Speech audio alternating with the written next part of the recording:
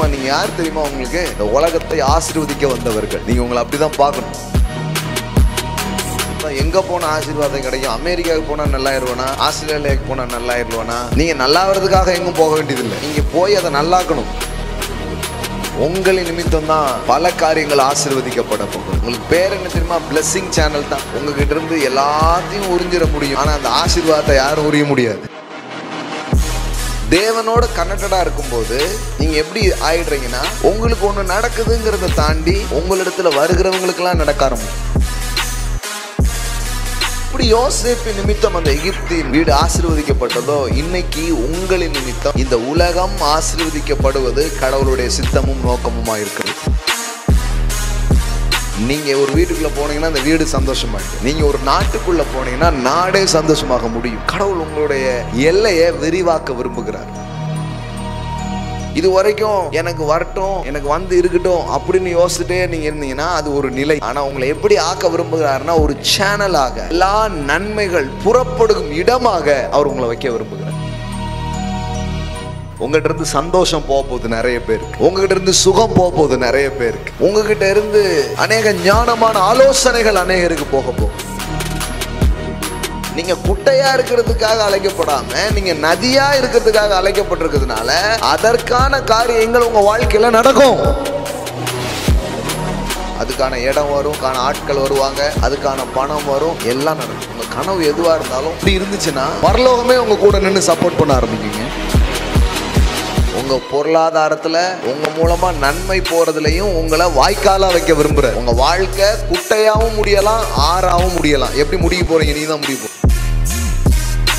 ஆசீர்வாதத்தை தேவன் உங்களுக்கு தருகிறார், அது ஒண்ணு. ஆனா உங்களே ஆசீர்வாதமா மாத்துற. அப்படின்னா நீங்க எங்கெல்லாம் போறீங்களோ அங்க ஜனங்க பிளஸ் பண்ணப்படுறாங்க. எப்படி மனிதன் இந்த பூமியை, ஆதாமுக்குள் இந்த பூமி சபிக்கப்பட்டதோ, கிறிஸ்து வந்தார், மரித்தார். இப்போ வார்த்தை என்ன? இப்போ கிறிஸ்துவின் நிமித்தம் இந்த பூமி ஆசீர்வதிக்கப்பட்டிருக்கும். சபிக்கப்பட்ட பூமியை தம் இரத்தத்தை சிந்தினதின் மூலம் ஆசீர்வதிக்கப்பட்டதாய் மாற்றி இருக்கிறார். You are the body of Christ. இன்னைக்கு கிறிஸ்து வந்து ஆசீர்வதிக்கிறது இல்லை. அப்போ உங்க மூலமாக தான் இன்னைக்கு ஆசீர்வாதம் அந்த உலகத்துக்குள்ள போகுது. அதனால தான் சொன்னாரு, நீ தொடு மக்கள் சுகம் அடைவார்கள். ஆண்டவர் பாருங்க, நம்முடைய வாழ்க்கையில சில விஷயங்களை டிரான்ஸ்ஃபர் பண்ணுவார். டிரான்ஸ்ஃபர் அதாவது நாம் வேலை செய்கிறோம், தேவன் அதை ஆசீர்வதிக்கிறார், அதில் நாம் பெருக்கத்தை பார்ப்போம். அந்த மாதிரி சில காரியம் நடக்கும். ஆனால் சில நேரத்தில் தேவன் செய்கிறது எப்படி இருக்குன்னா, ஒட்டு மொத்தமாக எப்படி யோசேப்புக்கு வந்து சிறையில் இருந்தவன் டப்புன்னு எங்கே போயிட்டான்? ராஜாவை அந்த சிங்காசனத்துக்கு என்ன பண்ணிட்டான்? போயிட்டான். பொறுக்கிக்கிட்டே இருந்தவா திடீர்னு பார்த்தா என்ன ஆகிடுது? வயலுக்கு எஜமாட்டி என்ன பண்ணிடுறா? மாறிடுறா. ஸோ ரேடிக்கல் ஷிஃப்ட், ரேடிக்கல் டிரான்ஸ்ஃபர்மேஷன்ஸை ஆண்டவர் பண்ணுவார். நேற்றுக்கு வரைக்கும் அடிமைகளாக இருந்தவர்கள் இன்றைக்கு பஸ்கா ஆட்டுக்குட்டியின் இரத்தம் பூசுதலாலும் அதை புசிப்பதின் உண்டாகிற நியமங்களை ஆசரித்தது போது இஸ்ரவேல் ஜனங்களுக்கு என்ன உண்டாச்சு? அது வரைக்கும் எகிப்தில் இருக்கிறதெல்லாம் யார் கையில் வந்து கிடச்சிச்சு? இஸ்ரவேல் கையில் கிடச்சிச்சு. ஆண்டவர் வந்து இப்படி சில டிரான்ஸ்ஃபர் பண்ணுவார் பாருங்கள். சில ஆச்சரியமான டிரான்ஸ்ஃபரை நம்முடைய வாழ்க்கையில் அவர் செய்யக்கூடியவராக அவர் இருக்கிறார். பலன் அளிக்கிறவராக அவர் இருக்கிறார். வேதத்தில் ஒரு வசனம் வாசிக்கிறோம், கட்டாத வீடு, நடாத திராட்சை தோட்டம், வெட்டாத கிணறு. இதெல்லாம் படிச்சிருக்கிறோம் பாருங்க. ஆனால் வாழ்க்கையிலையும் அதை பார்க்கறதுக்காக தான் கூப்பிட்டுருக்கிறார். அப்படிலாம் நடக்குமா? அப்படிலாம் நடக்குமா? கண்டிப்பாக நடக்கும். தேவன் பெரிய பெரிய காரியங்களை அவர் செய்யக்கூடியவராக அவர் இருக்கிறார். உபாகமம் 6:11, நீ நிரப்பாத சகல நல்ல வஸ்துகளாலும், நீங்கள் நிரப்பலை ஆனால் நிரம்பி இருக்கு. நீ நிரப்பாத சகல நல்ல வஸ்துகளாலும் நிரம்பிய வீடுகளையும், நீ வெட்டாமல் வெட்டப்பட்டிருக்கிற துறவுகளையும், நீ நடாத திராட்சை தோட்டங்களையும் ஒளிவ தோப்புகளையும் அவர் உனக்கு கொடுப்பதினால் நீ சாப்பிட்டு திருப்தியாகும் போது. அப்படின்னா என்னென்ன? நீ பண்ணல, நான் உனக்கு பண்ணுறேன். ஆமென். நீ பண்ணல, ஆனால் பண்ணி வச்சிருக்கிறது உனக்கு வந்து கிடைக்குது. இது ஒரு ஆசீர்வாதம் பாருங்கள். எத்தனை பேர் ஒரு ஆசீர்வாதம் நினைக்கிறீங்க? கடவுள் இப்படிப்பட்ட ஆசீர்வாதங்களை நம்ம வாழ்க்கையில் கொடுக்கக்கூடியவராக இருக்கிறார். நீ நிரப்பாத சகல நல்ல வஸ்துக்களால் நிரம்பிய வீடு. யோசித்து பாருங்கள், எல்லாம் ஒரு வீட்டை கட்டி அதில் எல்லாம் அரேஞ்ச்மெண்ட் எல்லாம் முடிஞ்சு உங்கள் கையில் கொண்டு வந்து சாவி கொடுத்தா எப்படி இருக்கும்? எல்லாம் நடக்குமா? கர்த்தர் வீடு வாசல் இல்லாதவர்களுக்கு அதை ஏற்படுத்துகிறவர். என் நண்பர் ஒருத்தர் மும்பையில் இருக்கிறார், அவர் ஊழியம் செய்துட்ருக்கிறார். ஒரு மார்வாடி சேட்ஜி சொல்கிறோம்ல, அவங்க பையன் ஒருத்தன் ரொம்ப ஒரு சீரியஸ் கண்டிஷன், ஒரு மரண தருவாயில் இருந்த ஒரு ஆள். இவர் போய் அவருக்கு ஜோம் பண்ணார் பாருங்க, ஹீல் ஆகிட்டார், சோகமாயிட்டான், நல்லாயிட்டான். உண்மையிலே அந்த சேட் வந்து அவருக்கு ஒரு புது வீடு சாவி அப்படி கையில் கொடுத்து, இது இன்னையிலிருந்து உங்களுக்கு அப்படின்னு கொடுத்துட்டார். சில நேரம் நம்ம மைண்ட் அதுக்கு தயாராக இல்லாமல் இருக்கும். கடவுள் வந்து வியப்பான காரியங்களை செய்கிறவர். இந்த உலகத்தில் பாருங்கள், ஜாக்பாட்டுன்னு சொல்கிறாங்க. திடீர்னு ஏதோ ஒரு விஷயத்தின் மூலமாக பணம் வருது, திடீர்னு ஒரு இதெல்லாம் நடக்குது. இதெல்லாம் மக்களுக்கு ஒரு ஆர்வம் இருக்குது, அதனால தான் அது கிடச்சிடாதா அப்படின்லாம் என்ன பண்ணுறாங்க, போகிறாங்க. ஆனால் எனக்கு கேட்டிங்கன்னா எல்லாமே தேவனிடத்தில் இருக்குது. படிப்படியான வெற்றியும் இருக்குது, திடீர் வெற்றியும் வச்சுருக்கிறார். நம்புறீங்களா? எல்லாமே இருக்குது ஆண்டவர்கிட்ட. ஆண்டவர்கிட்ட எல்லாமே பல வெரைட்டிஸ் என்ன பண்ணியிருக்கிறாரு, வச்சுருக்கிறாரு. நேற்றுக்கு வரைக்கும் வஸ்தி இருந்தால் இன்னைக்கு திடீர்னு யாராயிட்டா, எஸ்தர் வந்து அந்த இடத்துக்கு போயிட்டா. ஆமென். நேற்றுக்கு வரைக்கும் ஆமான் தான் மிகப்பெரிய பதவியிலையும் காரியத்தில் இருந்தான், இன்னைக்கு திடீர்னு யார் இருக்கா, மோர்தகாய் இருக்கிறான். ஆமென். கடவுள் நம்முடைய வாழ்க்கையில் இப்படிப்பட்ட சில டிரான்ஸ்ஃபர்மேஷனை, சில ஷிஃப்டை, சில சேஞ்சஸை அவர் ஏற்படுத்துகிறவராக அவர் இருக்கிறார். ஆமென். இதெல்லாம் வேதாகமத்தில் இருக்கிற ஒரு காரியம்தான். இதெல்லாம் நம்ம படிக்கிறோம், இதெல்லாம் நான் பேசிகிட்டே இருக்கிறேன். நிறைய வாழ்க்கையில் நான் பார்த்துருக்குறேன். ஆண்டவர் அந்த மாதிரி நிறைய பரிமாற்றங்கள் செய்கிறதை நாம் பார்த்துருக்குறோம். சபை வரலாற்றிலே நீங்கள் பார்த்தீங்கன்னா, உலகத்தினுடைய பணம் திடீர்னு பார்த்தீங்கன்னா சபையினுடைய பணமாக மாறிடுச்சு. எகிப்திலிருந்து நடந்த சம்பவத்தை சொல்ல நான், அது வேதாகமத்தில் நம்ம படிக்கிறோம். ஆனால் இந்த கான்ஸ்டன்டைன்கிற ஒரு மன்னன் இருந்தார் பார்த்தீங்களா, அவருடைய காலகட்டத்தில் அவர் கர்த்தரை நம்பி, கடவுளை நம்பி ஒரு போரில் வெற்றி அடைகிறார். அதிலிருந்து அவர் இயேசுவை ஆண்டவராக சேவிக்கிறார். அப்போ என்ன ஆச்சு பாருங்கள், அரசாங்கம் ஒட்டுமொத்த அந்த ராஜாவின் எல்லா பணங்களும் பெரும் அளவிலே சபைக்கென்று செலவிடப்பட்டு, திடீர்னு ஒரு மன்னனுக்குள் நடந்த மாற்றம். அது பிறகு தான் அந்த கிறிஸ்தவம் வந்து ரொம்ப அந்த சில முறைமைக்கு உட்பட்ட மாதிரிலாம் வர ஆரம்பித்தது அந்த கான்ஸ்டன்டைன் மன்னனுடைய அந்த காலத்தில் தான். பார்த்திங்கன்னா நிறைய ஆலயங்களை கட்டவும், நிறைய காரியங்களை செய்யவும் அந்த மன்னன் அந்த பணங்கள்லாம் என்ன பண்ண ஆரம்பிக்கிறான், பயன்படுத்த ஆரம்பிக்கிறான். இப்படி வருகிற ஒரு மாற்றம் பாருங்களேன். கர்த்தர் வந்து நம்முடைய வாழ்க்கையில் சில சர்ப்ரைஸை, சில ஆச்சரியமான மாற்றங்களை அவர் செய்கிறவராக அவர் இருக்கிறார். ஆமென்.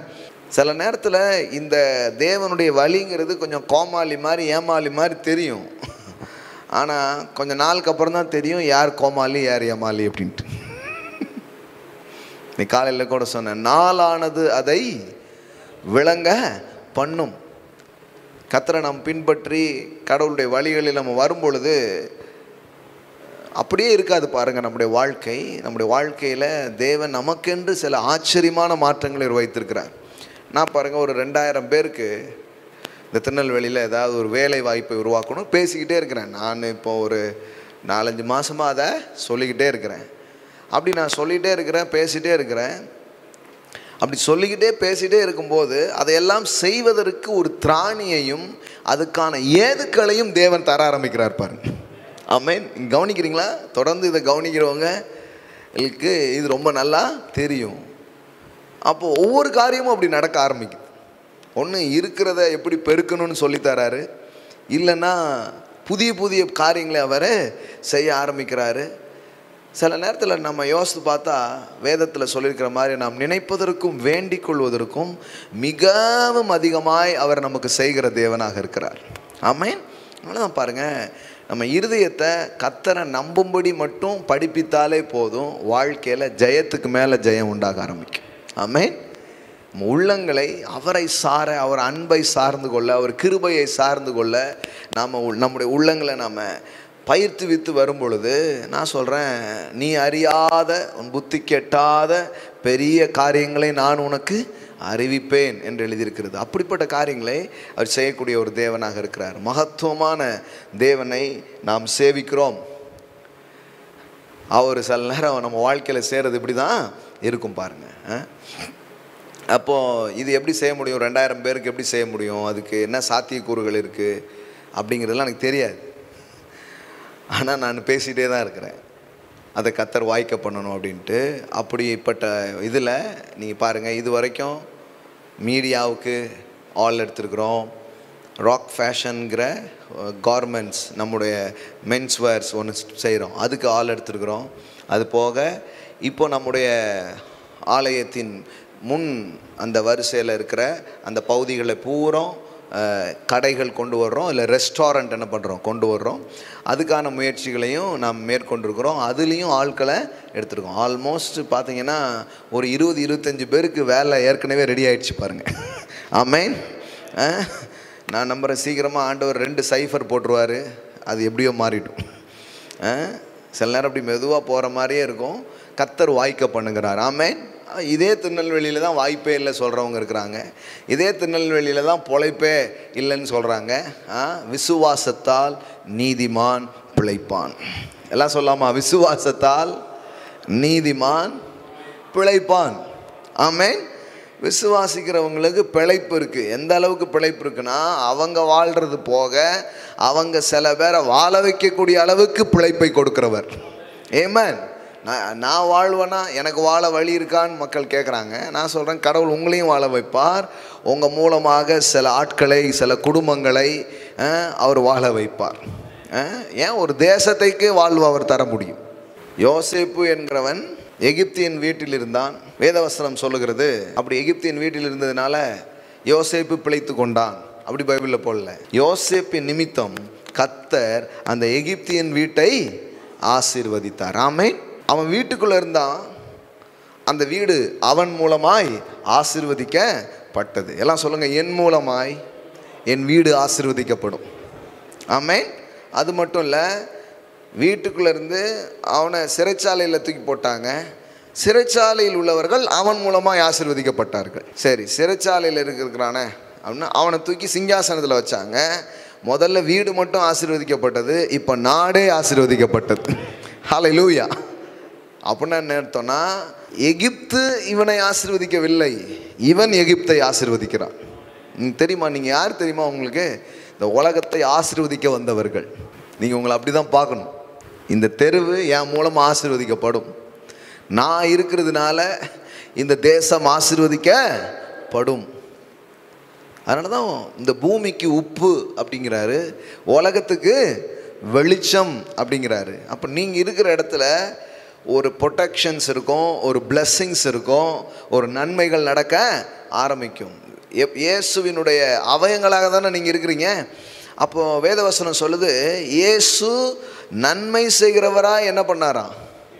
சுற்றி திரிந்தார். இயேசு எங்கெல்லாம் போகிறாரோ அங்கெல்லாம் என்னதான்? நன்மை. எல்லாம் சொல்லுங்கள், நன்மை. இப்போ அந்த கிறிஸ்துவை தான் நீங்கள் உங்களுக்குள் பெற்றிருக்கிறீர்கள். இப்போ நீங்கள் எங்கே போகிறீங்களோ அங்கெல்லாம் நன்மைகள் உண்டாக ஆரம்பிக்கும். நீங்கள் நன்மையை பெறுகிறவர்கள் அல்ல, நன்மையை உண்டாக்குகிறவர்கள். எனக்கு ஒரு நல்லது நடக்காதா அப்படிம்பாங்க பாருங்கள். இங்கே அவ்வளோ கீழே வைக்கல, உங்களை ரொம்ப வசதி வச்சுருக்கார் கடவுள். நீங்கள் இருக்கிற இடத்துலலாம் நல்லது நடக்கும். ஸோ இயேசு எங்கே இருந்தாரோ அங்கு குணம், அங்கு விடுதலை, அங்கு நன்மை. ஆமென். எல்லாம் சொல்லுங்கள், இயேசு இருந்த இடத்துல நன்மை, சுகம், விடுதலை. இன்றைக்கி அந்த இயேசு எனக்குள்ளே இருக்கிறதுனால, அவர் உங்களுக்குள்ளே வந்து வாசம் பண்ணி கொண்டிருக்கிறதுனால, இப்போ நீங்கள் எங்கே இருக்கிறீங்களோ இன்றைக்கி அந்த இடத்துல சுகம் உண்டாக ஆரம்பிக்கும், அந்த இடத்துல விடுதலை உண்டாக ஆரம்பிக்கும், அந்த இடங்களில் பிசாசின் வல்லமை முறிக்கப்பட ஆரம்பிக்கும். நீங்கள் உங்களை அப்படி பார்க்குறீங்களா? நீங்கள் எங்கெல்லாம் இருக்கிறீங்களோ அங்கே பிசாசின் வல்லமைகள் முறிக்கப்படும். நீங்கள் எங்கெல்லாம் இருக்கிறீங்களோ அங்கே மக்கள் சுகத்தை அடைவார்கள். எஸ், நீங்கள் நம்புங்க. இப்படி தான் கிறிஸ்து எனக்குள்ளே இன்றைக்கி வாசம் பண்ணி கொண்டிருக்கிறார். நானும் கிறிஸ்துக்குள்ளே இன்றைக்கி இப்படி தான் இருக்கிறேன். எனக்கு ஒன்று கிடைக்குமாங்கிற இடத்துல இல்லை, நான் ஒன்றை இந்த உலகத்திற்கு வழங்கும் இடத்திலே அவர் உங்களை வைத்திருக்கிறார். நான் எப்போவுமே இதை தான் சொல்லுவேன், இது இந்த இந்த கான்சியஸ்குள்ளே வாங்க, இந்த புரிந்து கொள்ளுதலுக்குள்ளே வாங்க, உங்களுக்கு எல்லாம் உண்டாக ஆரம்பிக்கும். Thank you Lord Jesus. ஏசு பாருங்க ஒரு ஊருக்கு போகிறாரு. அந்த ஊரில் நல்லதுக்கு வாய்ப்பே கிடையாது. ஆனால் இவர் போன உடனே ஒருத்தன் கேட்குறான், நாசரேத்திலிருந்து நன்மையா, நாசரேத்திலிருந்து நன்மையா அப்படி கேட்குறான் பாருங்க. ஏன்னா வேறு மாதிரி பேர் வாங்கியிருக்கு அந்த ஊர். எப்படி அந்த ஊர்லையாப்பா? சில பேர் பாருங்கள் அப்படி ஆக்கி வச்சுருக்காங்க ஊரையே. இன்னும் சில ஊர்கள்லாம் அப்படி இருக்குது, அந்த ஊரில் பொண்ணு எடுக்காதன்றவாங்க. பார்த்துருக்கீங்களா நீங்கள்? பிரபலமாக இருக்கும். அப்புறம்தான் அவ்வளோதான், அப்புறம் அந்த ஊருக்கே அவன் போக வேண்டியதான், இல்லை வேறு மாதிரி ஆகி போயிடும். அந்த மாதிரி அந்த ஊருக்கே ஒரு அனாயிண்டிங் இருக்குது. அந்த மாதிரி பேர் வாங்கி வச்சுருக்காங்க, ஊரே அப்படி இருக்கும். இல்லைன்னா சில குடும்பங்கள் அப்படி இருக்கும், அந்த குடும்பம் வேண்டாங்க அப்படின்றாங்க. குடும்பத்துக்கும் ஒரு அனாயிண்டிங் இருக்குது. ஆனால் இயேசு போய் அதை மாத்திராரு பாருங்க. அதற்கு நாத்தான்வேல், நாசரேத்திலிருந்து யாதொரு நன்மை உண்டாக கூடுமா என்றான். எப்பா அங்கே ஏதாவது ஒரு நன்மைக்கு வாய்ப்பு உண்டா? கிடையவே கிடையாது. ஆனால் இப்போ இயேசு போனதுனால அங்கே என்ன ஆகுது? நன்மை உண்டாகுது. அதை சொல்லிட்டு தான் சொல்கிறான், அதற்கு பிலிப்பு வந்து பார் அப்படிங்கிறான். ஆமென்.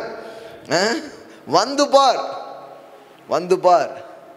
என்ன வார்த்தை பாருங்க. Nathanael answered him, can anything good comes out of Nazareth? Philip replied, come and see, come and see. வந்து பார். இதுக்கு வாய்ப்பே இல்லை, இதுக்கு சான்ஸே இல்லைன்னு சொல்கிற ஒரு விஷயத்தை கடவுள் இந்த உலகத்துக்குள் செய்யும்படியாக உங்களையும் என்னையும் அவர் தெரிந்து கொண்டிருக்கிறார். ஆமென். இந்த இனத்தில் பிறந்து யாராவது பெருசாக வர முடியுமா? இந்த ஊரில் இருந்து இப்படி வர முடியுமா? ஏதோ ஒரு பவுண்டரிஸ் போட்டு வச்சுருக்காங்க. ஆனால் நான் சொல்கிறேன், கிறிஸ்துவின் அபிஷேகம் அந்த பவுண்டரிஸை உடைக்கும், அந்த எல்லைகளை அது உடைக்கும், அந்த பழைய அடையாளங்களை அது மாற்றி அமைக்கும். வந்து பார்னு சொல்கிற மாதிரி உங்களை வைக்க போகிறார். ஹல்லேலூயா. கம் அண்ட் see, வந்து பார். அப்படி தான் இருந்துருந்தான். அப்படி தான் யோசேப்பு இருக்கிறான் பாருங்கள். யோசேப்பை அவன் வீட்டில் போட்ட உடனே வேதவசனம் என்ன சொல்லுது? யோசேப்பின் நிமித்தம் கர்த்தர் அந்த எகிப்தியன் வீட்டை ஆசீர்வதித்தார். என்ன அருமையான வார்த்தை பாருங்கள். இதெல்லாம் ரொம்ப கவனிக்கணும். எனக்கு ஆசீர்வாதம் எங்கே போனால் ஆசீர்வாதம் கிடைக்கும்? அமெரிக்காவுக்கு போனால் நல்லாயிருவேனா? ஆஸ்திரேலியாவுக்கு போனால் நல்லாயிருவேனா? அப்படி கிடையாது. நீங்கள் போய் அதை நல்லாக்கணும். நீங்கள் நல்லாகிறதுக்காக எங்கும் போக வேண்டியதில்லை. நான் போனதுனால அமெரிக்கா பிழைத்து கொண்டது, நான் போனதுனால ஆஸ்திரேலியா இப்போ நல்லா ஆயிடுச்சு. இதுக்கு தான் கூப்பிட்டுருக்காருங்க. மக்களுக்கு இந்த எண்ணமே வர மாட்டேங்குது. அதனால தான் சொல்கிறேன், அவங்க இப்படி யோசிக்கிறதே கிடையாது. அதான் அடிக்கடி சொல்லி, இப்போ நான் பேசிகிட்டு இருக்கிறது இந்த தாட்டே வேறு. இந்த தாட் வந்துச்சுன்னா லைஃப் வேறு மாதிரி ஆகிடும். அங்கே பாருங்கள், வேத வசனத்துலேருந்து தான் சொல்கிறேன் நான். அவனை தன் வீட்டுக்கும் தனக்கு உண்டான எல்லாவற்றிற்கும் விசாரணைக்காரன் ஆக்கின முதற்கொண்டு கர்த்தர் யோசேப்பின் நிமித்தம் அந்த எகிப்தியன் வீட்டை, இவனே அடிமையாக போயிருக்கான். எப்படி எழுதியிருக்கணும் ஆக்சுவலி பாருங்கள். எல்லாரையாலையும் கைவிடப்பட்ட இந்த யோசேப்பு அந்த எகிப்தியனை வீட்டுக்கு போனதுனால அவன் சாப்பாடு தண்ணிலாம் கொடுத்து துணிமணிலாம் வாங்கி கொடுத்து யோசேப்பை நல்லபடியாக பார்த்து கொண்டான். அப்படி தானே வரணும் ஆக்சுவலி, அப்படி தானே எழுதணும். பாருங்கள், அந்த அனாதைக்கு ஒரு ஆதரவை கர்த்தர் கட்டளையிட்டார். தகப்பனை இழந்த இந்த யோசேப்புக்கு கர்த்தர் பாருங்கள் ஒரு ஆதரவை கொடுத்து அந்த எகிப்தியனை கர்த்தர் ஆசீர்வதிப்பாராக அப்படின்னு சொல்லணும். ஆனால் இங்கே அப்படியே இல்லை பாருங்கள். இங்கே என்ன இருக்குது பாருங்கள், கர்த்தர் யோசேப்பு நிமித்தம் அந்த எகிப்தியன் வீட்டை ஆசீர்வதித்தார். வீட்டிலும் வெளியிலும் அவனுக்கு உண்டானவைகள் எல்லாவற்றிலும் கர்த்தருடைய ஆசீர்வாதம் இருந்தது. The blessings of the Lord, the blessings of the Lord. பாருங்கள், உங்ககிட்ட இருந்து எல்லாத்தையும் உறிஞ்சிட முடியும், ஆனால் அந்த ஆசீர்வாதத்தை யாரும் உரிய முடியாது. ஆமென். அப்படியே உடைமைகள் தான் உரியப்பட்டது, ஆசீர்வாதங்கள் உரியப்படவில்லை. அது 1000 உடைமைகளை உண்டு பண்ணும்.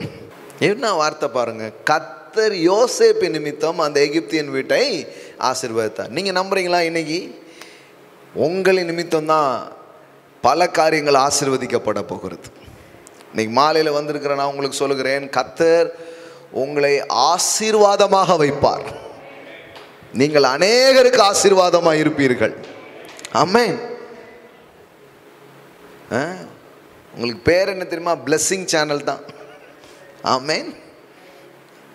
ஆசீர்வாத வாய்க்கால்கள், ஆசீர்வாத ஊற்றுகளாக கடவுள் நமக்கு பெயர் வைக்கிறார். எப்படி யோசேப்பின் நிமித்தம் அந்த எகிப்தின் வீடு ஆசீர்வதிக்கப்பட்டதோ, இன்னைக்கு உங்களின் நிமித்தம் இந்த உலகம் ஆசீர்வதிக்கப்படுவது கடவுளுடைய சித்தமும் நோக்கமுமாக இருக்கிறது. எல்லாம் சொல்லாமா, நான் இந்த உலகத்தை ஆசீர்வதிக்க வந்திருக்கிறேன். என் நிமித்தம் இந்திய தேசம் ஆசீர்வதிக்கப்படும், என் நிமித்தம் தமிழ்நாடு ஆசீர்வதிக்கப்படும், என் நிமித்தம் இந்த திருநெல்வேலி பட்டணம் ஆசீர்வதிக்கப்படும். ஆமேன். வரலாறுலாம் எழுத போகிறாங்க. நீங்கள் திருநெல்வேலிக்கு வர்றதுக்கு முன்னாடி, திருநெல்வேலிக்கு வந்ததுக்கு பிறகு அப்படி எழுதுகிற மாதிரிலாம் ஆண்டவர் செய்வாருங்க. ஆமேன். ஆமாம், எடுக்கிறவங்க எடுத்துக்கோங்க. சில பேர் என்ன பிரதர் ரொம்ப பெருசாக சொல்கிறீங்க ஏதோ அப்படிங்கிற மாதிரி இருந்ததுன்னா, இது ரொம்ப பெருசே கிடையாது, இது ரொம்ப சின்னது. நீங்கள் அந்த வீட்டை ஆசீர்வதித்த கடவுள் கொஞ்ச நாளுக்கு அப்புறம் என்ன பண்ணுறாரு, அந்த யோசேப்பின் நிமித்தம் எகிப்தையே ஆசீர்வதிக்கிறாரு. சொல்லப்போனால் இப்படி அப்பா அண்ணெல்லாம் விட்டு போனவன் ஏதோ பொழைச்சிக்கிட்டான் எங்கேயோ போய் அப்படி சொல்லாமல், ஒரு ஊருக்கே ஒரு தேசத்துக்கே ஆகாரம் அளிக்கிறவனாக அவனுடைய வாழ்க்கை இருந்தது. ஆமேன். நான் இன்றைக்கி மாலையில் சொல்கிறேன், இதை தான் நம்முடைய தலைமுறை புரிந்து கொள்ள வேண்டும், இதை தான் நம்முடைய சந்ததிகள் புரிந்து கொள்ள வேண்டும், இதை சொல்லிக் கொடுக்கணும். This is a secrets. கடவுள் உன் கூட இருப்பார்னா, அவருடைய பிரசனை உன் கூட இருக்குன்னா, நீ எதுக்காகவும் ஓடி அலைஞ்சு திரிய வேண்டியதில்லை. ஒன்னின் நிமித்தம் அநேகர் ஆசீர்வதிக்கப்படுவார்கள். கடவுளுடைய விருப்பம் அதுதான் பாருங்கள். வீட்டில் அவனுக்கு பிளெஸிங்ஸை கொடுத்த தேவன் அப்புறமா நாட்டுக்கே என்ன பண்ணுறாரு, ஆசீர்வாதமாக மாற்றுறார். 41:40 போடுறாங்க பாருங்கள். நீ என் அரண்மனைக்கு அதிகாரியாய் இருப்பாய், உன் வாக்கின்படியே என் ஜனங்கள் எல்லாரும் அடங்கி நடக்க கடவர்கள், சிங்காசனத்தில் மாத்திரம் உன்னில் நான் பெரியவனாய் இருப்பேன் என்றான். பாருங்கள், கடவுள் இப்படிப்பட்ட ஒரு வாய்க்காலாகத்தான் என்ன பண்ணுறார், நம்மை அழைக்கிறார். எகிப்து தேசம் முழுமைக்கு முன்னை அதிகாரி ஆக்கினேன் என்று சொல்லி, இந்த சிந்தனையை நம்ப முடியுதா அவங்களால? இப்படிலாம் ஆண்டவர் செய்ய முடியும் அப்படின்ட்டு. பிளெஸ்ஸிங்ஸ் எங்கே அப்படின்னு கேட்குறாங்க. அதை தான் அவர் சொல்கிறார். ஆதியாகமம் 12 அவர் சொல்லும்போது, நீ ஆசீர்வாதமாய் இருப்பாய். அதுக்கு என்ன அர்த்தம்? ஆதியாகமம் 12 பாருங்கள். 12, 1, 2, 3 வசனம். கர்த்தர் ஆபிரகாமை நோக்கி, உன் தேசத்தையும் இனத்தையும் உன் தகப்பனுடைய வீட்டையும் விட்டு புறப்பட்டு நான் உனக்கு காண்பிக்கும் தேசத்துக்கு போ. நான் உன்னை பெரிய ஜாதியாக்கி உன்னை ஆசீர்வதித்து உன் பெயரை பெருமைப்படுத்துவேன், நீ ஆசீர்வாதமாய் இருப்பாய். எல்லாம் சொல்லுங்க, ஆசீர்வாதமாய் இருப்பாய். பாருங்க, அப்படின்னா என்ன அர்த்தமா? And you shall be a blessing. அப்படின்னா என்ன அர்த்தம்? யூ ஷால் பி எ பிளெஸிங்னா என்ன அர்த்தம்? A source of great good to others. என்ன அருமையாக இருக்குது பாருங்கள் ஆம்பிளிஃபைடில். யூ ஷால் பி எ பிளெஸிங்னா என்ன அர்த்தம்? நீ ஆசீர்வாதமாக இருப்பாயின்னு அர்த்தம். The source of great good to others. மற்றவங்களுக்கு அவ்வளோ பிரயோஜனமாக இருப்பீங்க. அவ்வளவு நன்மைகள் உங்கள் மூலமாக என்ன பண்ண ஆரம்பிக்கும், உண்டாக ஆரம்பிக்கும். அப்போ நீங்கள் ஆசீர்வதிக்கப்படுறது அப்படிங்கிறத தாண்டி நீ ஆசீர்வாதமாய் இருப்பாய். ஆமென். Amen. You shall be a blessing. That means a source of great good to others. The great good to others. மற்றவங்களுக்கு அவ்வளவு பயன் என்ன பண்ண ஆரம்பிக்கும், உங்கள் மூலமாக உண்டாக ஆரம்பிக்கும். நீங்கள் நம்புறீங்களா? அதாவது தேவனோட கனெக்டடாக இருக்கும்போது நீங்கள் எப்படி ஆயிடுறீங்கன்னா, உங்களுக்கு ஒன்று நடக்குதுங்கிறத தாண்டி உங்களிடத்தில் வருகிறவங்களுக்கெல்லாம் நடக்க ஆரம்பிக்கும். நீங்கள் போகிற இடத்துலலாம் அது நடக்க ஆரம்பிக்கும். நான் சொல்கிறது புரியுதா உங்களுக்கு? மக்கள் எது இருக்காங்கன்னா, நல்லா இது பண்ணிக்கோ, உனக்கு ஏதாச்சும் நடக்கும் அப்படின்னு. உங்களுக்கு ஏதாச்சும் நடக்குங்கிறது ஓகே, அது சூப்பர் தான். ஆனால் கடவுள் அதை விட மேலானதை உங்களுக்கு வச்சுருக்கிறாரு. நீங்கள் எங்கெல்லாம் இருக்கீங்களோ அங்கெல்லாம் நடக்க போகுது. நீங்கள் நடக்கிற இடத்துலலாம் நடக்க போகுது. செல்லும் இடமெல்லாம், போகும் இடமெல்லாம். அதனால தான் பாருங்கள், என்ன மாதிரி விதத்தில் வேதவசனம் நம்மை குறித்து சொல்லுகிறது. அதாவது நம்முடைய அடையாளங்களை வேதவசனம் எப்படி சொல்லுது பாருங்கள். ஏசாயா தீர்க்க தரிசன புத்தகம், ஏசாயா 58:11 பாருங்கள். ஏசாயா 58:11. கர்த்தர் நித்தமும் உன்னை நடத்தி, தினமும் கடவுளுடைய வாக்கு என்ன, நான் தினமும் உன்னை நடத்துவேன், நித்தமும் உன்னை நடத்தி, அப்புறம் மகா வறட்சியான காலங்களிலும் உன் ஆத்துமாவை திருப்தியாக்கி.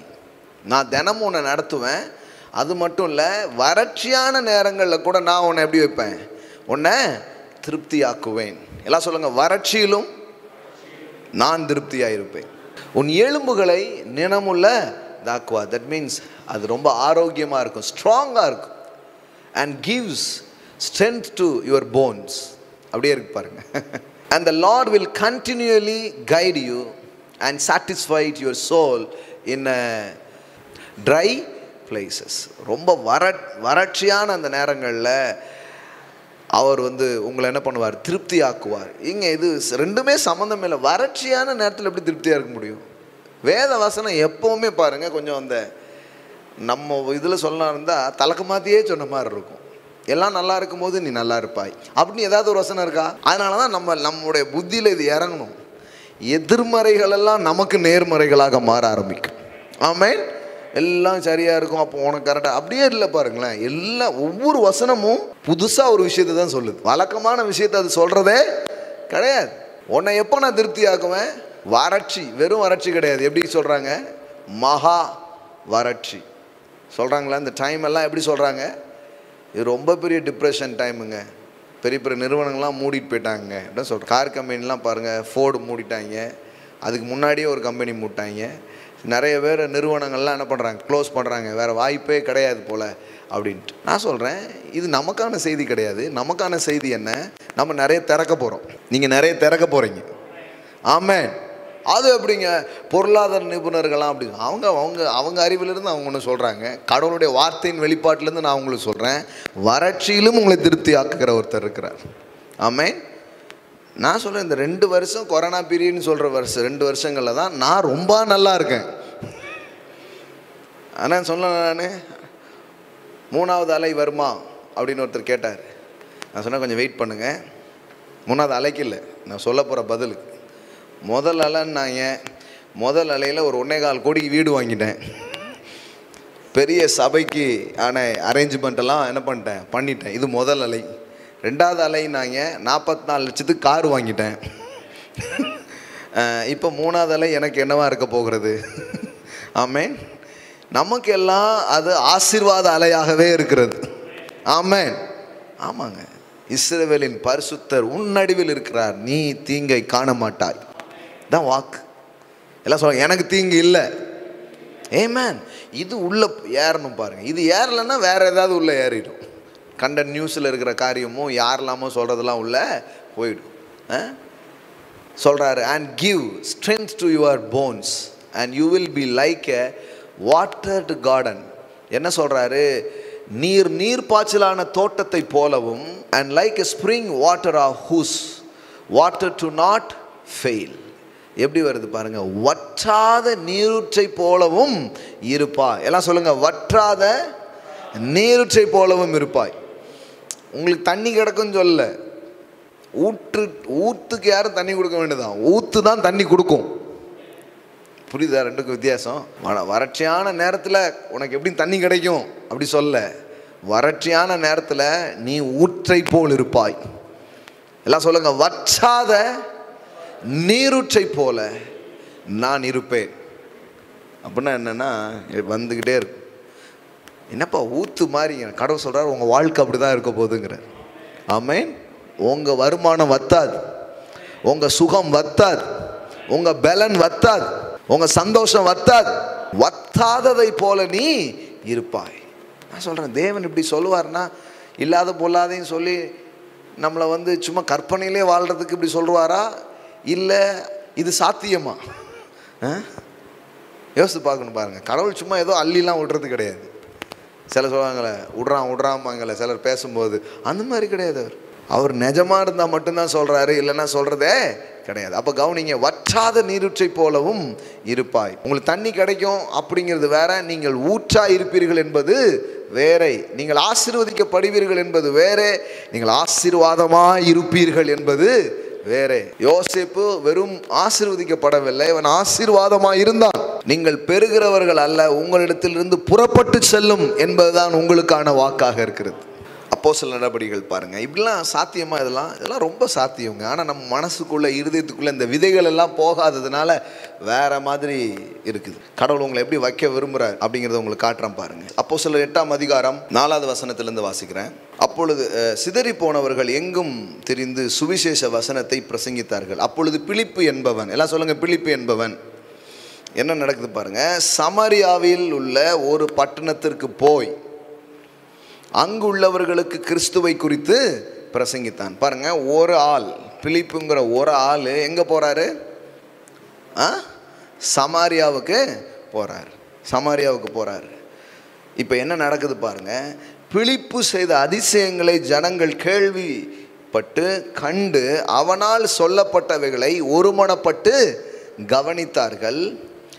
அநேகரில் இருந்த அசுத்த ஆவிகள் மிகுந்த சத்தத்தோடு கூப்பிட்டு அவர்களை விட்டு புறப்பட்டது.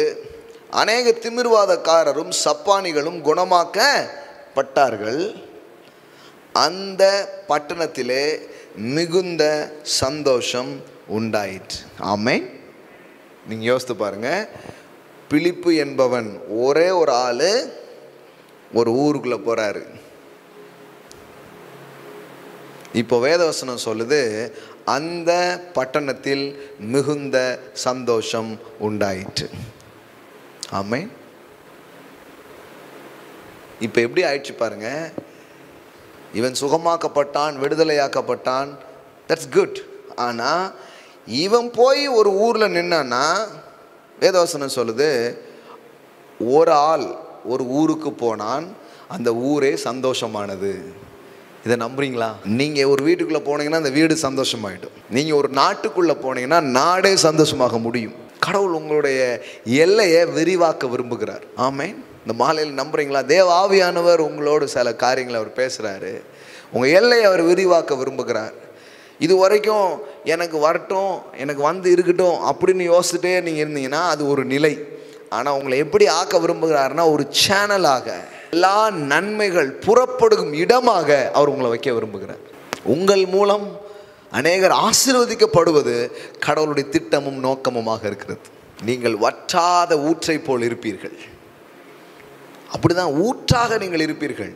இங்கே யோசித்து பாருங்க, எந்த அளவுக்கு நிறைவான ஒரு ஆசீர்வாதத்தை இவன் சுமந்து போகிறான். ரொம்ப மோசமான ஒரு காலகட்டம் தான் அது. 8ஆம் அதிகார துவக்கத்தில் பார்த்தீங்கன்னா அங்கே போட்டிருக்குது, பின்பகுதி பார்த்தீங்கன்னா, சபைக்கு மிகுந்த துன்பம் உண்டாயிற்று. அப்போஸ்தலர் தவிர மற்ற யாவரும் யூதயா சமரிய தேசங்களில் சிதறப்பட்டு போனார்கள். ஒரு மாதிரியான ஒரு டிப்ரெஷனான டைமு. ஆனால் பிலிப்பு என்கிறவன் சமாரியாவுக்கு போனால் அவன் மூலமாக பிரசங்கிக்கப்பட்ட வார்த்தை, அவன் மூலமாக நடந்த அதிசயங்கள், அவன் மூலமாக நடந்த அந்த மாற்றங்கள், இதையெல்லாம் நீங்கள் பார்த்தீங்கன்னா வேதவசனம் சொல்லுது, அங்கே அநேகர் ஆசீர்வதிக்கப்பட்டது மட்டும் இல்லை, அந்த பட்டணத்திலே மிகுந்த சந்தோஷம் உண்டாயிற்று. ஆமென். பிக்சர் கிளியராக இருக்கா? படம் தெளிவாக தெரியுதா? தேவன் உங்களை இப்படி வைக்க விரும்புகிறார். எல்லாம் சொல்லுங்க, நான் போற இடத்துல சுகம் உண்டாகும், மக்கள் விடுவிக்கப்படுவார்கள், மக்கள் பதிலை பெறுவார்கள், பட்டணமே சந்தோஷப்படும். பாருங்க, உங்களுடைய எல்லையை அவர் இப்படி ஆக்க விரும்புகிறார். இப்படி ஆக முடியும், இப்படி ஒரு சாத்தியக்கூறு இருக்குன்னு சொல்லிட்டு அவர் பேசுகிறார் பாருங்க. நம்ம இந்த மாதிரி இமேஜஸ்லாம் இல்லை, இந்த மாதிரி தாட்லாம் இல்லை. என்ன நினைக்கிறோம்? நம்ம கதை எப்படி ஓடும் அப்படின்னு நினைக்கிறோம். நம்ம வண்டி ஓட்டுறது எப்படி, போய் ஒரு ஜெபத்தை பண்ணிட்டு வந்துடுவோம் அப்படின்னு மக்கள் இருக்கிறாங்க. நான் கடவுள் சொல்கிறாரு, அப்படி கிடையாது. நீ ஊற்று. ஆமென். நீ வாய்க்கால். உன்னை நான் அப்படி தான் வைக்க விரும்புகிறேன். யாக்கோபே உன் கூடாரங்களும் இஸ்ரவேலே உன் வாசஸ்தலங்களும் எவ்வளவு அழகாய் இருக்கிறது அப்படி சொல்லிட்டு பிளெஸ்ஸிங் கண்டினியூ ஆகுது. எப்படி கண்டினியூ ஆகுது பார்த்தீங்கன்னா, என்னாகமத்தில் படிக்கிறோம். எப்படி பிளெஸ்ஸிங்ஸ் கண்டினியூ ஆகுதுன்னா, நீங்கள் பரவி போகிற ஆறை போல, வாசனை வீசும் சந்தன மரத்தை போல இருப்பீர்கள். ஆமென். என்னாகமம் 24:5, யாக்கோபே உன் கூடாரங்களும் இஸ்ரவேலே உன் வாசஸ்தலங்களும் எவ்வளவு அழகானவைகள். அவைகள், கூடாரம் ரொம்ப அழகாக இருக்குது, கூடாரத்திலே உட்காந்துரு. வீடு ரொம்ப சூப்பராக இருக்குது, வீட்டிலே உட்காந்துரு. ஓ கர்த்தர் எனக்கு நல்ல வாழ்க்கையை கொடுத்தார், கர்த்தர் நல்ல வீட்டை கொடுத்தார், ஸ்தோத்திரம் அப்படின்னு சாப்பிட்டு தூங்கிரு அப்படின்னு சொல்லலை. சில பேர் பாருங்க அங்கனே உட்காந்துடுறாங்க. ஆனால் ஆண்டவர் சொல்கிறாரு, எப்பா உன் கூடாரம் எவ்வளோ அழகாக இருக்கும், வாசஸ்தலங்கள் எவ்வளோ நல்லா இருக்குது, இது மாதிரி ஒவ்வொரு கூடாரமும் ஆனால் எப்படி இருக்கும் அப்படின்னு சொல்லிட்டு பேசுகிறாரு பாருங்க. அவைகள் பரவி போகிற ஆறுகளை போலவும் நதியோரத்தில் உள்ள தோட்டங்களை போலவும் கர்த்தர் நாட்டின சந்தன மரங்களைப் போலவும் தண்ணீர்கள் அருகே உள்ள கேது விருட்சங்கள் போலவும் இருக்கிறது. ஆமென். எல்லாம் சொல்லுங்க, பரவி போகிற ஆறை போல. நல்லா சொல்லாமா? பரவி போகிற ஆறை போல. ஆமென். கடவுள் வந்து குட்டையாக இருக்கிறதுக்காக உங்களை கூப்பிடல. குட்டைங்கிறது என்ன? ஒரு தேக்க நிலை. ஆனால் கடவுள் உங்களை எது கூப்பிட்டுருக்காருன்னா பரவி போகிற ஆறை போல இருப்பதற்கு. பரவி போகிற ஆறுகளை போல, நதி, அப்படி தான் நீங்கள் இருப்பீங்க. நீ ஒரு குட்டை மாதிரி இருக்க மாட்டேன். நான் தான் சொல்கிறேன், ஒரு ஸ்டாக்னண்ட் வாட்டரை தான் இந்த யூத கலாச்சாரத்தில் வந்து இந்த தேக்க நிலையில் இருக்கிற தண்ணீரை வந்து டெட் வாட்டருங்கிறாங்க. எதெல்லாம் ஓடிக்கிட்டே இருக்கோ அதை பார்த்து தான் என்ன சொல்கிறாங்க? Living water. ஜீவ தண்ணீர்னா என்ன? போய்கிட்டே இருக்கு பாருங்க. இந்த ஃப்ளோயிங் வாட்டர்ஸை தான் என்ன சொல்கிறாங்க? லிவிங் வாட்டர், ஜீவ தண்ணீர் அப்படின்னு என்ன பண்ணுறாங்க? சொல்கிறாங்க. நான் சொல்கிறேன், தேவன் உங்களை தேங்கி கிடக்கிற ஒரு குட்டையாக இருக்க அழைக்காமல் பரவி போகிற ஆறை போல் இருக்க அவர் உங்களை அழைத்திருக்கிறார். ஆமென். அவர்களுடைய நீர் சால்களில் இருந்து தண்ணீர் பாயும். எல்லாம் சொல்லுங்க, என்னிடத்திலிருந்து பாயும். அவர்கள் வித்து திரளான தண்ணீர்களில் பரவும். எல்லாம் சொல்லுங்க, பரவும். என்ன வார்த்தை பாருங்க, பாயும் பரவும். ஹல்லேலூயா. எல்லாம் சொல்லுங்க, பாயும் பரவும். அவர்களுடைய ராஜா ஆகாகை பார்க்கிலும் உயருவான், அவர்கள் ராஜ்யம் மேன்மை அடையும். என்ன வாக்கு தத்தம் பாருங்க. எங்கேயாவது ஒரு தேக்க நிலையை குறித்து வேதவசனத்தில் நீங்கள் படிக்கிறீங்களா? இப்படியே இதிலே இருந்துக்கோ, இப்படியே கடை, இதுதான் அப்படின்னே இல்லை பாருங்களேன். கூடாரத்திலிருந்து எங்கே போகுது ஆசீர்வாதம்? அழகாக இருக்கிறதே வாசஸ்தலங்கள்னு சொல்லிட்டு எங்கே போயிட்டாரு? பரவுது, பாயுது, தேசத்தை ஆசீர்வதிக்குது. கடவுள் ஒரு குடும்பத்தை கொண்டு ஒரு தேசத்தை ஆசீர்வதிக்க முடியும். நம்புறீங்களா நீங்கள்? உங்கள் சந்ததிகளை கொண்டு சொல்கிறாரு. அதெல்லாம் நான் உன் வித்துக்கள்லாம் என்ன அர்த்தம்? உங்கள் சந்ததிகள் பரம்புவார்கள் அப்படின்னு சொல்கிறார். அவர்கள் நீர்சார்களிலிருந்து தண்ணீர் பாயும், அவர்கள் வித்து திரளான தண்ணீர்களில் பரவும். சந்ததிகள் பரம்புவதை குறித்து அவர் பேசுகிறார். அப்போது இது எல்லாமே ஒரே ஒரு காரியம் இதில் இருக்குது பாருங்க. அது என்னன்னா, இது வந்து நான் ஆசீர்வதிக்கப்படுகிறேன் என்பதை தாண்டி நான் ஆசீர்வாதமாக இருப்பேன். ஆமென். நன்மைகள் உங்களுக்கு கிடைக்குதுங்கிறது மாத்திரம் இல்லை, உங்களிடத்தில் வருகிறவர்கள் நன்மைகளை பெறுகிறார்கள். பிலிப்புக்கு சுகம் கிடைத்தது அப்படிங்கிறது ஒன்று. பிலிப்பு போய் ஒரு ஊரில் எல்லாரும் என்ன ஆயிட்டாங்க? சுகமாயிட்டாங்க. ஒரு ஊர் அவன் மூலமாக என்ன பண்ணப்படுகிறது? ஆசீர்வதிக்கப்படுகிறது. அப்படி தான் இருந்திருக்காங்க பாருங்கள். இன்றைக்கி இயேசுவின் சரீரத்திலே அவயங்களாக இருக்கிற நம்மை தேவன் அப்படி தான் வைக்க விரும்புகிறார். நீங்கள் இருக்கிறதுனால எத்தனையோ பேருக்கு வேலை வாய்ப்பு உண்டாகும். நீங்கள் இருக்கிறதுனால எத்தனையோ பேருக்கு மாற்றங்கள் உண்டாகும், நம்பிக்கைகள் உண்டாகும். எத்தனையோ குடும்பங்கள் உங்கள் மூலமாய் கட்டப்படும். எத்தனையோ பேர் உங்கள் மூலமாய் விடுவிக்கப்படுவார்கள். எத்தனையோ பேர் நம்பிக்கையை அவர்கள் பெறுவார்கள். ஆமாங்க. அதனால தான் கிறிஸ்தவ வாழ்க்கைங்கிறது சும்மா ஏதோ சில பேர் நினைக்கிற மாதிரி ஏதோ எனக்கு ஏதோ ஒன்று கிடைக்கும் அப்படிங்கிறது மட்டும் இல்லை. அதெல்லாம் அது கிடைக்கும் கண்டிப்பாக. ஆனால் கடவுள் வந்து உங்களை பெறுவதற்காக மட்டும் இல்லை, கடவுள் உங்களையே ஒரு சேனலாக வைக்க விரும்புகிறேன். அதாவது உனக்கு வரும்னு சொல்ல, உன் மூலமாகவே பாய போகுதுன்னா அப்புறம் உனக்கு வராமல் எப்படி இருக்கும்? உங்கள் மூலமாக தான் அது போகவே போகுதுன்னா அப்புறம் உங்களுக்கு வராமல் எப்படி போகும்? இது இன்னொரு பரிமாணத்தில் கிறிஸ்தவ வாழ்க்கையை பார்க்குற ஒரு காரியம் பாருங்கள். Not a stagnant water, living water. தேங்கி கிடக்கும் தண்ணியாக இல்லை, பரவி போகும் ஆறுகளாய் கடவுள் உங்களையும் உங்கள் சந்ததியும் அவர் என்ன பண்ணுறாரு? அழைக்கிறார். இயேசுவின் வஸ்திரத்திலிருந்து வல்லமை புறப்பட்டதாம். அவரை தொட்ட யாவரும் சுகம் அடைந்தார்கள் என்று எழுதியிருக்கிறது. அப்போ என்ன அர்த்தம்? அவங்களுக்குள்ளே இருந்து ஒன்று போயிட்டே இருந்து பாருங்க. இதை தான் இயேசு நம்மளையும் பார்த்து சொல்கிறார். என்னை விசுவாசிக்கிறவனுடைய உள்ளத்திலிருந்து ஜீவ தண்ணீர் உள்ள நதிகள். என்ன வார்த்தை பாருங்க அது! என்னை விசுவாசிக்கிறவனுடைய உள்ளத்திலிருந்து ஜீவ தண்ணீர் உள்ள நதிகள் என்ன பண்ண ஆரம்பிக்கும்? பாயும். ஏன் உங்கள்கிட்ட இருந்து நதிகள் பாயும்? பாயிறத பல பேர் குடிக்க போகிறாங்க. நாம் கிடைக்குமா அப்படிங்கிறோம். கடவுள் சொல்கிறார், வாண்டர் இருந்தால் ஓடையே போகுது அப்படிங்கிறார். பாருங்கள் எவ்வளோ வேத வசனம்! பழைய ஏற்பாட்டில் மட்டும் இல்லை, புதிய ஏற்பாட்டிலையும் இயேசு அதே தான் சொல்கிறார். யோவான் 7:38 வேத வாக்கியம் சொல்லுகிறபடி என்னிடத்தில் விசுவாசமாக இருக்கிறவன் எவனோ அவன் உள்ளத்தில் இருந்து ஜீவ தண்ணீர் உள்ள நதிகள் ஓடும் என்றார். The rivers of living water.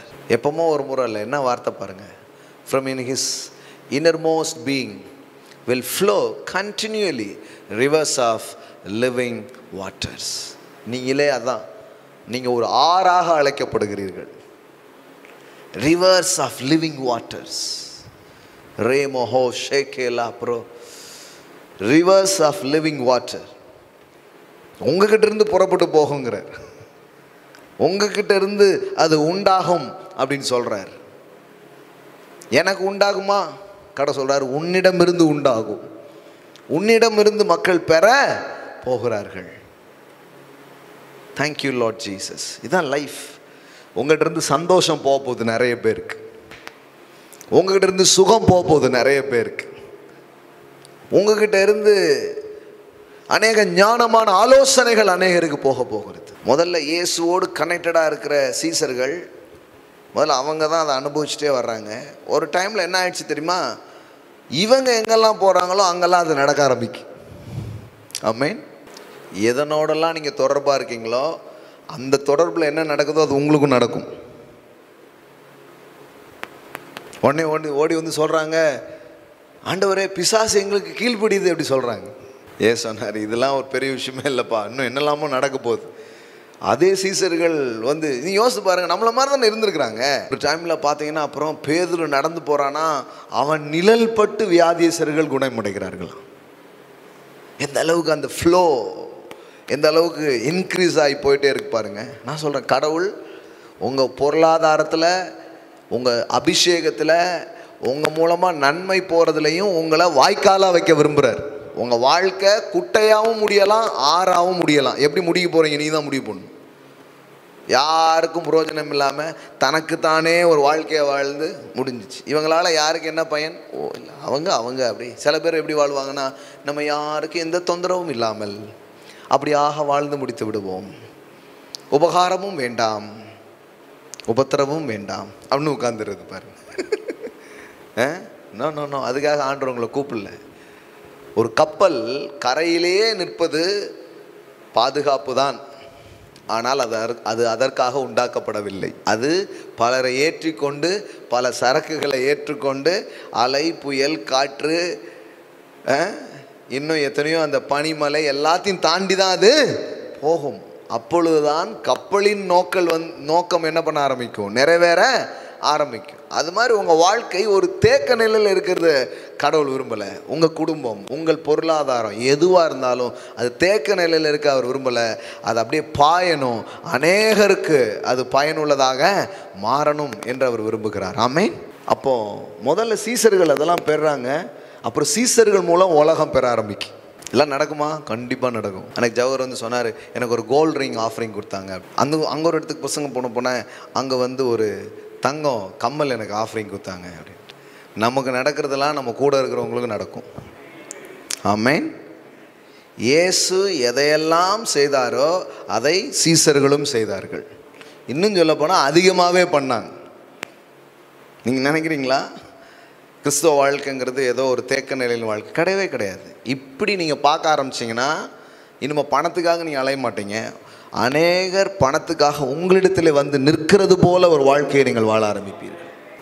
என்ன வார்த்தை பாருங்கள், அப்போஸ்தலர் 5:15 பிணியாளிகளை படுக்கையின் மேலும் கட்டில்கள் மேலும் கிடத்தி பேதுரு நடந்து போகையில் அவனுடைய நிழலாகிலும் அவர்களில் சிலர் மேற் படும்படிக்கு அவர்களை வெளியிலே வீதியில் கொண்டு வந்து வைத்தார்கள்.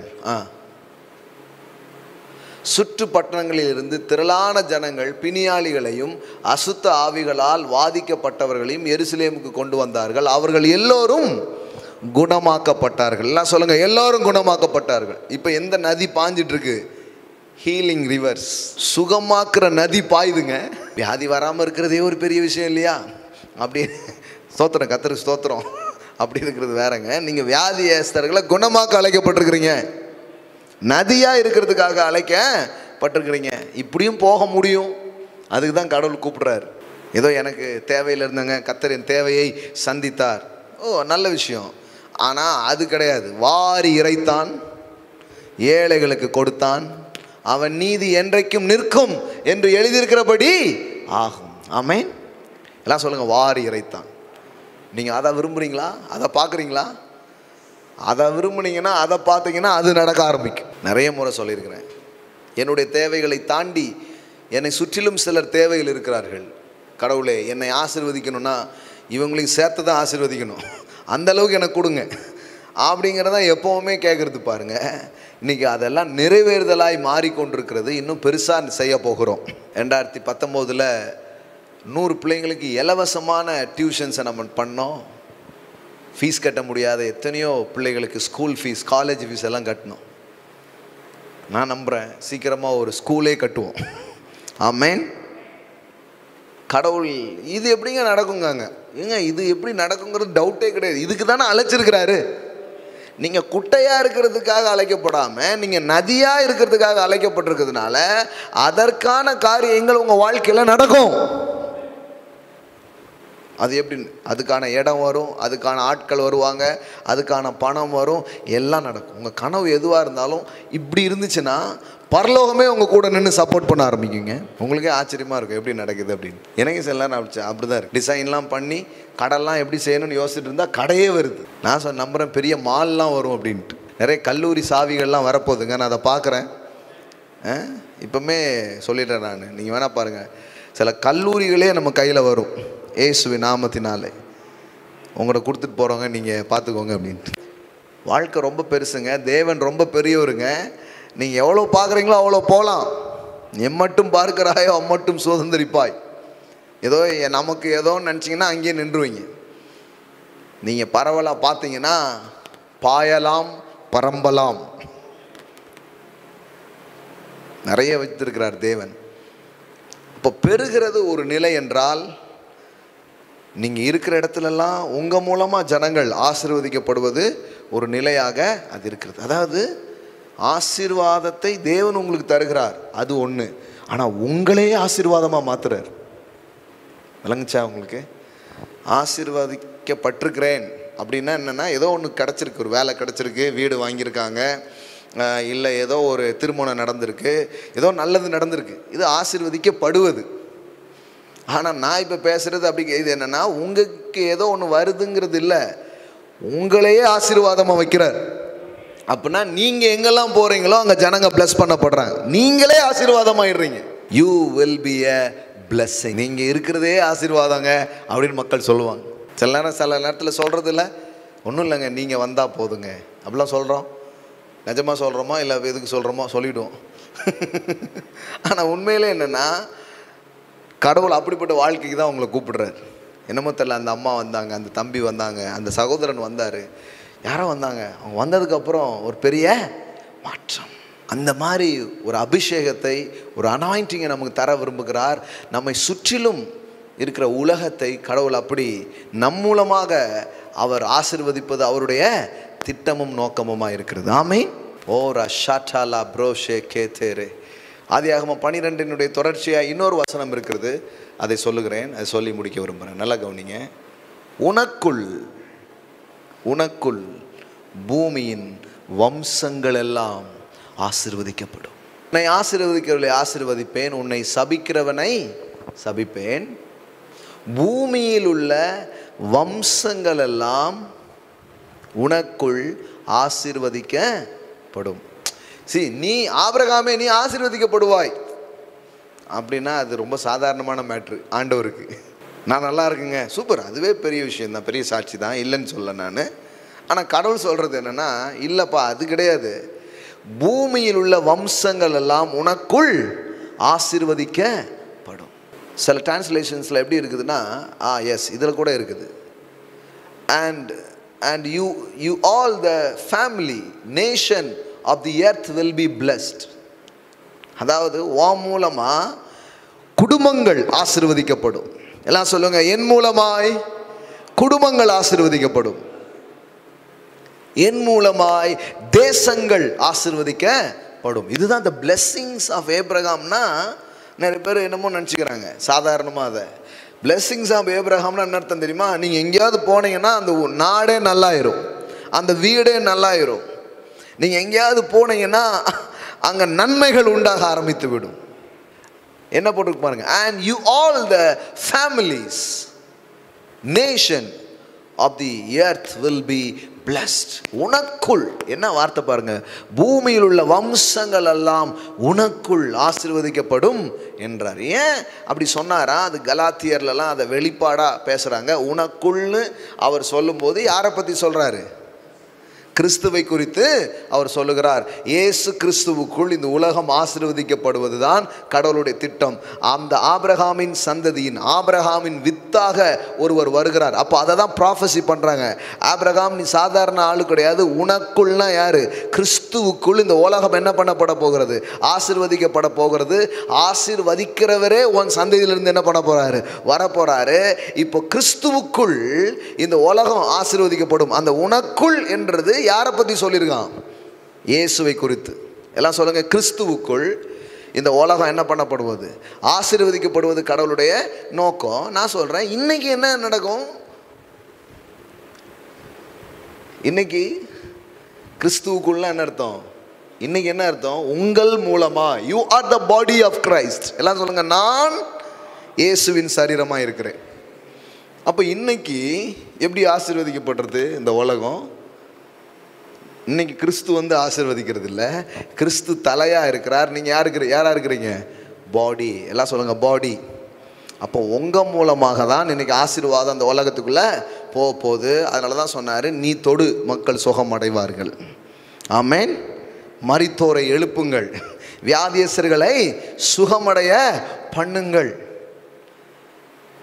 அப்போ உன் மூலமா அது நடக்கட்டும்ங்கிறார். கலாத்தியர் 3:16, ஆபிரகாமுக்கும் அவனுடைய சந்ததிக்கும் வாக்குத்தத்தங்கள் பண்ணப்பட்டன. சந்ததிகளுக்கு என்று அநேகரை குறித்து சொல்லாமல் உன் சந்ததி என்று ஒருவனை குறித்து சொல்லியிருக்கிறார். அந்த சந்ததி கிறிஸ்துவே. எல்லாம் சொல்லுங்க, கிறிஸ்துவே. அப்போ பூமியின் வம்சங்கள் எல்லாம் உனக்குள் ஆசீர்வதிக்கப்படும். பூமியில் இருக்கிற குடும்பங்கள் எல்லாம் உனக்குள் ஆசீர்வதிக்கப்படும். தேசங்கள் ஆசீர்வதிக்கப்படும். நான் சொல்றேன், நாடு தேசம் நாசமா போகாது, கெட்டு போகாது. ஏன்னா கடவுள் தன் மகனை அனுப்பினதே இந்த உலகத்தை ஆசீர்வதிப்பதற்காக. இந்த உலகம் கெட்டு போகாதுங்க. நான் சொல்றேன், வேத வசனத்தின் அடிப்படையில் சொல்றேன். இந்த உலகம் மோசமாக போயிடுங்கிறாங்க, இந்த உலகம் அழிஞ்சு போயிடுங்கிறாங்க. போகாது, இந்த உலகம் நல்லாவும். ஏன்னா அந்த உலகம் நல்லாக்குறது தான் ஆபிரகாமுக்கு தேவன் கொடுத்த வாக்கு. அப்படி நல்லாக்குற கிறிஸ்து வருவார், அவர் மரிப்பார், ரத்தம் சிந்துவார், அதன் மூலம் இந்த உலகமே ஆசீர்வதிக்கப்படும். பாருங்க, இதே தான் அப்போஸ்தலர்கள் பிரசங்கத்தில் சொல்றாங்க. பாருங்க, அப்போஸ்தலர் நடபடிகள், அப்போஸ்தலர் 3:26, அவர் உங்கள் எல்லாரையும் உங்கள் பொல்லாங்கிலிருந்து விலக்கி உங்களை ஆசீர்வதிக்கும்படி தேவன் தம்முடைய பிள்ளையாக இயேசுவை எழுப்பி முதலாவது உங்களிடத்திற்கு அவரை அனுப்பினார். இப்போ இயேசு வந்ததின் நோக்கமே என்னவா? உங்களை ஆசீர்வதிக்கும்படி. அப்போ ஆபிரகாமின் வித்தாகிய அந்த கிறிஸ்து இந்த பூமியில் வந்தபோது இந்த உலகம் ஆசீர்வதிக்கப்படுவதற்கு என்ன வேணுமோ அதெல்லாம் பண்ணி முடிச்சிட்டார். சபிக்கப்பட்ட பூமியை தம் இரத்தத்தை சிந்தினதின் மூலம் ஆசீர்வதிக்கப்பட்டதாய் மாற்றி இருக்கிறார். ஆமென். எஸ். அதனால் அந்த உலகம் இன்னும் சாபத்துக்குள்ளே இருக்குது, சபிக்கப்பட்ட நிலையில் இருக்குன்னே நம்ம டிக்ளேர் பண்ணிகிட்டே இருந்தோம்னா அப்புறம் அதான் நடந்துகிட்ருக்கோம். இல்லைங்க, இயேசுவின் ரத்தம் இன்னைக்கு ஒன்று சொல்லுகிறது. எப்படி மனிதன் இந்த பூமியை, ஆதாமுக்குள் இந்த பூமி சபிக்கப்பட்டதோ, ஆதியாகமம் 3 படிக்கிறோம், உன்னின் நிமித்தம் இந்த பூமி என்ன பண்ணப்பட்டிருக்கோம்? சபிக்கப்பட்டிருக்கும். அதானே வார்த்தை. இப்போ கிறிஸ்து வந்தார், மரித்தார். இப்போ வார்த்தை என்ன? இப்போ கிறிஸ்துவின் நிமித்தம் இந்த பூமி ஆசீர்வதிக்கப்பட்டிருக்கும். இந்த பூமி சாபத்தில் கிடக்கும்னு வேதவசனம் சொல்ல, இந்த பூமி ஆசீர்வதிக்கப்பட்ட பூமியாக இருக்கும். இந்த உலகம் ஆசீர்வதிக்கப்பட்ட உலகமாக இருக்கும். இப்போ என்ன நடந்துட்டு இருக்கு? தேவன் என்ன செஞ்சுட்டு இருக்கிறார்? இந்த உலகம் மீட்கப்பட்டு கொண்டிருக்கிறது. ஒரு மீட்பின் செயல் நடந்து கொண்டே இருக்கிறது. ஒரு ரிடம்ஷன், தேவனுடைய மீட்கிற அந்த காரியம் நடந்துகிட்டே இருக்குது. இயேசுவின் மூலமா அதை எதை செஞ்சு முடிச்சாரோ, இன்றைக்கு அவருடைய அவயமாக இருக்கிற சபையின் மூலம், அவருடைய பிள்ளைகள் மூலம் இந்த உலகத்தை ரட்சிக்கிற, குணமாக்குற, விடுவிக்கிற, மேம்படுத்துகிற ஒரு காரியத்தை தேவன் இப்பவும் செய்து கொண்டிருக்கிறார். அதனால தான் இந்த ப்ராஜெக்டில் இணையிற எல்லாருக்கும் என்னென்ன வேணுமோ எல்லாமே வரும். சிலர் கேட்குறாங்க, எங்களுக்கு வரவே மாட்டேங்கன்னு. உங்களுக்கு எதுக்கு உங்களுக்கு வரணுங்கிற அவசியமே இல்லை, இதுவே போதும். என்னத்துக்கு வரணும்னு சொல்லுங்கள். வர்றதுக்கான நோக்கமும் திட்டமும் இருந்தால் வரும், இல்லைன்னா அங்கேயே உட்கார்ந்துருக்கும். நீங்கள் பாய்ந்து ஓட, நீங்கள் நிறைய பேருக்கு போய் ஆசீர்வாதமாக இருக்க நீங்கள் ஒரு காரியத்தை செய்வீங்கன்னா அப்போ கண்டிப்பாக உங்களுக்கு தேவைப்படும். பாருங்கள், வேதவசனத்தில் நான் வாசிக்கிறோம், கோரேசை குறித்து வாசிக்கும் போது இப்படி வாசிக்கிறோம். கோரேசுக்கு எல்லாமே போட்டும் அப்படிங்கிறார் கடவுள். எகிப்தின் லாபங்கள், எத்தியோப்பியாவின் வர்த்தக லாபங்கள் எல்லாமே யார்கிட்ட போட்டும்? கோரேசுக்கிட்ட போட்டும். தாண்டி உன்னிடமாய் வரும் அப்படி சொல்கிறார். ஏன் தாண்டி அவனிடமாய் வர வேண்டும்? அவன் எல்லாத்தையும் அமுக்கி பிடிச்சி மூட்டை கட்டி வச்சு உட்காரதுக்கா? அதை தானே எல்லோரும் பண்ணிக்கிட்டு இருக்காங்க. அப்புறம் எதுக்கு இவங்கிட்ட வரணும்? ஏன் இவங்கிட்ட வருங்கிறாரு? இவங்கிட்ட வர வேண்டிய அவசியம் என்ன? ஏசாயா 45 பாருங்க. இவங்கிட்ட ஏன் வரணுமா? 13வது வசனம் பாருங்க. நான் என் நீதியின்படி அவனை எழுப்பினேன், அவன் வழிகளெல்லாம் செவைப்படுத்துவேன். அவன் என் நகரத்தை கட்டி, எல்லாம் சொல்லுங்க, நகரத்தை கட்டி சிறைப்பட்டு போன என்னுடையவர்களை கிரயம் இல்லாமலும் பரிதானமும் இல்லாமலும் விடுதலையாக்குவான் என்று சேனைகளின் கர்த்தர் சொல்லுகிறார். இவங்கிட்ட போச்சுன்னா என் நகரத்தையே அவன் கட்டுவான். இவங்கிட்ட போச்சுன்னா சிறைப்பட்டவங்களெல்லாம் விடுதலையாக்குவான். பாருங்க, ஃபைனான்ஸ் சும்மா வர்றதில்லை. ஒரு money with a mission. I tell you my friend, money with a mission. கடவுள் இப்படிப்பட்ட நோக்கங்களுக்காக பணத்தை டிரான்ஸ்ஃபர் பண்ண விரும்புகிறார், இடங்களை டிரான்ஸ்ஃபர் பண்ண விரும்புகிறார், ஜனங்களை, பதவிகளை, என்ன வேணுமோ அதை டிரான்ஸ்ஃபர் பண்ண விரும்புகிறார். யார் கையிலே இன்னைக்கு இருக்கலாம், நான் சொல்கிறேன், எல்லாம் டிரான்ஸ்ஃபர் பண்ணப்படும். உங்களை நோக்கி அது வரும். நினைக்கிறாங்க இது எப்படியோ வருதுன்ட்டு. பாருங்கள், நீங்கள் கவனித்து பாருங்கள்.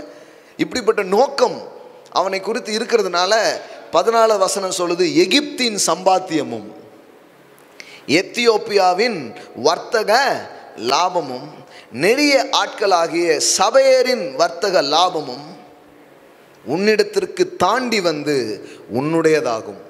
அப்படின்னா என்ன? எங்கேயோ இருக்கிற வர்த்தக லாபம், எங்கேயோ இருக்கிற சம்பாத்தியம் உன் கையில் வரப்போகுதுங்கிறார். அது எப்படிங்க? யாரோ பண்ணிட்டு இருக்கிறா எங்கேயோ, அது எப்படி உங்ககிட்ட வரும் சொல்றாரு பாருங்க. எகிப்தின் சம்பாத்தியமும் எத்தியோப்பியாவின் வர்த்தக லாபம்லாம் நல்லா வரட்டும், சந்தோஷம், அதெல்லாம் நம்மகிட்ட வரப்போகுதுங்கிறாரு. சபையரின் வர்த்தக லாபமும் உன்னிடத்திற்கு தாண்டி உன்னுடையதாகும். ஏன் அது உன்னுடையதாகும்? ஏன்னா சொல்றார் 13வது வசனம், நான் என் நீதியின்படி அவனை எழுப்பினேன், அவன் வழிகளை எல்லாம் செவ்வைப்படுத்துவேன், அவன் என் நகரத்தை கட்டி சிறைப்பட்டு போன என்னுடையவர்களை கிரயம் இல்லாமலும் பரிதானம் இல்லாமலும், லஞ்சம் கிஞ்சம் எதுவுமே வாங்காம என் மக்களை விடுதலையாக்குவான் என்று சேனைகளின் கர்த்தர் சொல்லுகிறார். நான் சொல்லட்டுமா? கடவுளுடைய மனசு மக்கள் மேலே இருக்கு. யார் மக்களுக்காக நிற்கிறார்களோ அவர்களை நோக்கி பணங்களும் பதவிகளும் பாயும். இன்னைக்கு நான் சொல்றதை நோட் பண்ணி வச்சுக்கோங்க. இதுதான் நடக்கும், இப்படி தான் நடக்கும். தேவனுடைய உள்ளம் வேற எங்குமே இல்லை, மக்கள் மேலே தான் இருக்கு. மக்கள் மேலே யார் மனசு வைக்கிறாங்களோ அவங்களுக்கு தேவன் இதெல்லாம் அனுப்புறதுக்கு தயாராக இருக்கிறார். அன்லிமிட்டடான வேலைங்க. இதெல்லாம் சாதாரணமான வெல்த் கிடையாது. இது வேற லெவல் ஆஃப் வெல்த், வேற level of wealth. Money with a mission. இது வேற லெவல் ஆஃப் ப்ராஸ்பரிட்டிங்க. நீங்கள் ஏதோ பண்ணுறீங்க, ஏதோ வருது, அப்படி கிடையாது. இது வேற, இது தாண்டி வரும். ஆண்டவரே இம்புட்டு என்னத்துக்குன்னா channel. Hallelujah. You will I will bless you. You will be a blessing. சேனலாக நீ இருக்க போகிற, ஊற்றா நீ இருக்க போகிறாய். ஆமேன். இதுதான் காலிங். பாருங்கள் எத்தனை பேர் புரியுது இன்னைக்கு சாயங்காலம்? ஆமேன். எழுந்து நிற்போம். Thank you Lord Jesus, thank you Lord Jesus. இதெல்லாம் நடக்குமா? இப்படிலாம் வாழ்வோமா? இப்படி தான் வாழ்வோம். எஸ், நான் உங்களுக்கு ஜீவன் உண்டாகவும் அந்த ஜீவன் பரிபூர்ணப்படவும் வந்தேன் என்று சொல்லுகிறார். இவன் இவன் இவன் போட்ட வலையிலே மீன் வர மாட்டுக்கு, இவன் போட்லேயே மீன் கிடையாது, பேதுரு. ஆனால் உங்களுக்கு என்ன தெரியுமா? அவன் படகு நிரம்பி அவன் செய்கை காட்டி மற்ற படகுகளுக்கும் எடுக்கிற மாதிரி பண்ணார் பாருங்களேன். அதுதான் சேனலாக மாறுறது. எப்படி தலையில் ஊற்றப்பட்டு தாடிகளில் வழிந்தது, அங்கிகளில் எல்லாம் வழிந்து ஓடுகிறது, அதுபோல கிறிஸ்து என்கிற தலையில் இணைக்கப்பட்டிருக்கிற எங்கள் வாழ்க்கை. ஓ ஜீசஸ். மா கோட்டாலா ப்ரோஷாதாரா பாலாரா நேமனஹாசோ ப்ரோ கோட்டாலா பிராகாதாரா பாலாரா. இந்த வெளிச்சத்தை ஒவ்வொரு இருதயத்திலும் நான் பேசுகிறேன் கர்த்தாவே. யோசேப்பின் நிமித்தம் எகிப்தியன் வீடு ஆசீர்வதிக்கப்பட்டது. ஹல்லேலூயா. பிலிப்பின் நிமித்தம் சமாரியா பட்டணமே சந்தோஷத்துக்கு உள்ளானது. ஹல்லேலூயா, ஹல்லேலூயா. எங்கேயெல்லாம் இந்த வித்துக்களை சுமந்த பிள்ளைகள் போனார்களோ அங்கு அவர்கள் போன தேசத்தை அவர்கள் ஆசீர்வதித்தார்கள். ஆமேன், ஆமேன், ஆமேன், ஆமேன், ஆமேன். பாபிலோனுக்குள் சென்ற தானியேலும் உன் நண்பர்கள் மூலம் அந்த பாபிலோனிலேயே ஒரு பெரிய பிளெஸ்ஸிங்ஸ் நடந்தது நாங்கள் பார்க்கிறோம். ஆமேன். எங்கள் வித்துக்கள் தண்ணீர் அண்டைய திரளாய் பரவும் என்று சொல்லியிருக்கிறீர் கர்த்தாவே.